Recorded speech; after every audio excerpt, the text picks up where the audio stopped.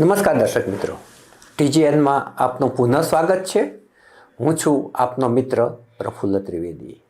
આજે આપણે વાત કરવી છે દેશભરમાં અને ગુજરાત રાજ્યમાં વ્યાપ્ત સરકારી તંત્રમાં વ્યાપ્ત ભ્રષ્ટાચારની. ભ્રષ્ટાચારના મૂળિયા ઊંડે ને ઊંડે જતા જાય છે અને એનો વ્યાપ ચારે બાજુ ફાલતો ફૂલતો જાય છે. એક સામાન્ય કારકુન કે એક સામાન્ય ટીડીઓ ઇન્સ્પેક્ટર કોઈ લાંચ લેતા પકડાય કે કોઈ કોન્સ્ટેબલ લાંચ લેતા પકડાય, કોઈ ટ્રાફિકવાળો 100 રૂપિયા લઈને જવા દે તો હવે બહુ નવાઈ નથી લાગતી.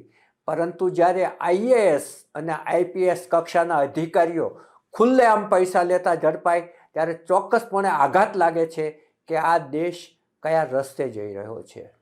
આપણે વાત કરવી છે સુરેન્દ્રનગરના કલેક્ટર ડૉક્ટર રાજેન્દ્ર પટેલની.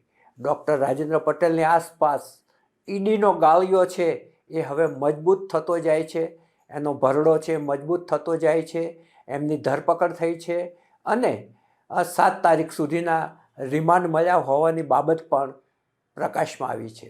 આજે આપણે જો વાત કરીએ કે ભાઈ કલેક્ટર છે કે જેમનો બહુ ઊંચો પગાર હોય છે, ડ્રાઈવર સહિતની કાર મળતી હોય છે, રહેવા માટે બંગલો મળતો હોય છે, ત્યાં પણ તમામ સુવિધાઓ સરકારી ખર્ચે હોય છે.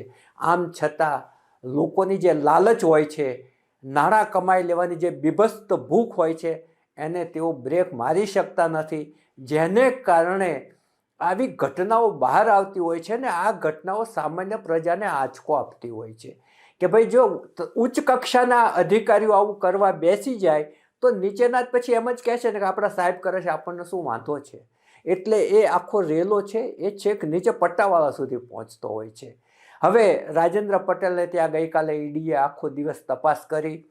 કહેવાય છે કે સોનું અને ચાંદી પણ એમને ત્યાંથી મળ્યા છે, ખેતીની અને બિનખેતી કરેલી જમીનના કાગળો પણ મળ્યા છે અને જે સ્થાવર મિલકત કહી શકાય એવી પણ હાથ લાગી છે. હવે આખી જે મોડસ ઓપરેન્ડી હતી એ નીચેના અધિકારીઓ નાયબ મામલતદારથી ચાલુ થતી હતી. નાયબ મામલતદાર જે ચંદ્રસિંહ મોરી પકડાયા અને એમને જે વટાણા વેરી દીધા એમાંથી બધી બાબતો ધીરે ધીરે પ્રકાશમાં આવી છે કે કટકીમાં કોના કેટલા ટકા હતા. મિલકે લૂંટો માટકે ખાઓ એવી આખી પદ્ધતિ ચાલતી હતી. આ પ્રકરણમાં ચંદ્રસિંહ મોરી, જયરાજસિંહ ઝાલા, મયુરસિંહ ગોહિલ અને એ લોકોએ ઈડીમાં જે જવાબો લખાવ્યા એમાં ઘણી બધી બાબતો છે એ આખી ખુલ્લી પડી ગઈ. એ કહેતા હતા કે જે કટકીના પૈસા આવે એમાંથી 50% કલેક્ટર પાસે જતા હતા. કલેક્ટરનો હિસ્સો મોટો હતો. આ હિસ્સો છે એ એમના જે પીએ છે જયરાજસિંહ ઝાલા એ પહોંચાડતા હતા અને જે કોને કેટલા પૈસા વેચ્યા એની સીટ પણ તેઓ જ પહોંચાડતા હતા. હવે આમાં 50% છે એ કલેક્ટરને મળતા હતા, 25% છે એ રેસિડન્ટ એડિટર કલેક્ટર આર.કે. ઓઝાને મળતા હતા, પછી મામલતદાર મયુર દવેને 10% મળતા હતા, ક્લાર્ક મયુરસિંહ ગોહિલને 5% મળતા હતા અને આ બધાયનો જે હિસાબ છે એ પીએ જયરાજસિંહ ઝાલા રાખતા હતા. અને આખી જે લેતી દેતી છે એની આખી જે સીટ છે એ પણ પકડાય છે. આ સીટમાં નીચે જે પેનથી લખેલું છે એમાં કેટલાક કોડ નામ લખેલા છે એ પણ ધીરે ધીરે બહાર આવશે. એક વકીલ છે એણે પણ આમાં જે નિવેદનો આપ્યા છે એમાં ઘણું બધું ખુલ્લું થયું છે અને આમાં કોને કેટલા પૈસા હેતુફેરના એને ના મળતા હતા ખેતીમાંથી બિનખેતી કરવાના. લગભગ તમામ જિલ્લાઓની અંદર આ બાબત જે છે એ હવે ઓપન સિક્રેટ જેવી થઈ ગઈ છે. મંત્રીશ્રીઓ પોતે પણ જાણતા હોય છે કે ભાઈ એને ના પૈસા લેવાય છે, એ મંત્રીશ્રીનો સગો જાય તો એની પાસેથી પણ લેવાતા હોય છે. આવું એક દ્રઢ સત્ય છે એ બહાર આવી ગયેલું છે. ખુદ પૂર્વ મુખ્યમંત્રી વિજય રૂપાણીએ જાહેરમાં કહ્યું હતું કે સૌથી ભ્રષ્ટ ખાતું હોય તો એ અમારું મહેસૂલ ખાતું છે અને આ જે કલેક્ટર છે એ મહેસૂલ ખાતાનું અગત્યનું અંગ ગણાય છે. એટલે જમીનોની જેમ જેમ ભાવ ઉંચકાય છે એમ એમ જમીન સાથે સંકળાયેલા જે ખાતાઓ છે એ તલાટીથી માંડીને કલેક્ટર સુધી જેનો જ્યાં જ્યાં રોલ આવે છે એટલી ટકાવારી એ લોકો લઈ જ લેતા હોય છે.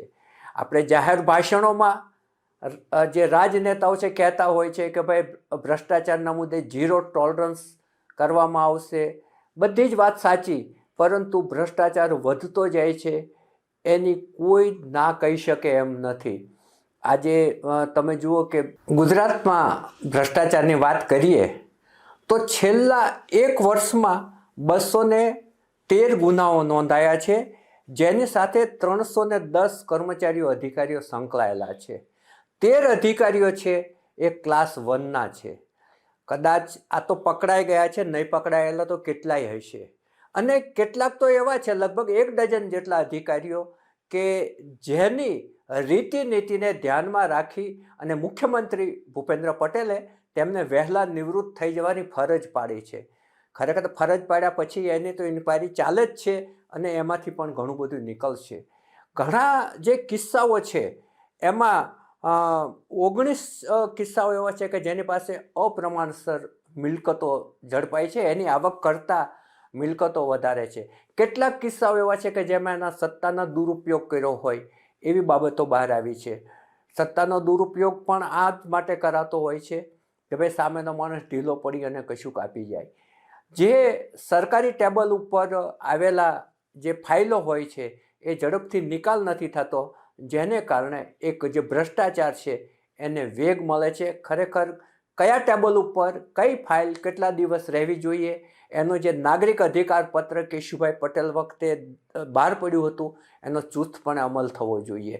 હવે જો કલેક્ટરોની વાત કરીએ તો આ રાજેન્દ્ર પટેલ છે એ અત્યારે ઈડીના સકંજામાં છે. આ પહેલાં આયુષ ઓક, જેમણે સુરતની અંદર જમીનના કૌભાંડમાં નામ આવ્યું હતું અને તેઓ સસ્પેન્ડ છે. એ સિવાય DS ગઢવી કે જે આણંદમાં કલેક્ટર હતા, એમનો વિવાદાસ્પદ વિડીયો બહાર આવ્યો, નૈતિક કારણોસર એવો સસ્પેન્ડ થયા.